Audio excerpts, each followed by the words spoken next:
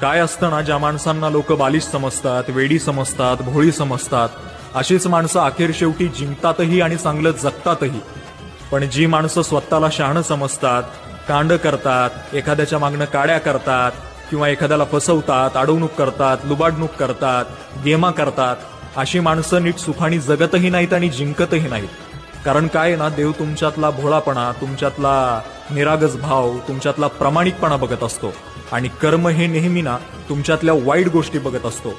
जसं की तुम्ही केलेली एखाद्याची फसवणूक असेल, लुबाडणूक असेल, एखाद्याच्या केलेल्या काड्या असतील, आणि एकदा का एखादा माणूस कर्माच्या कचाट्यात सापडला की पुन्हा सुटका नाही. म्हणून तुम्हाला लोकांनी भोळं म्हटलं तरी चालेल, वेडं म्हटलं तरी चालेल किंवा बालिश म्हटलं तरी चालेल.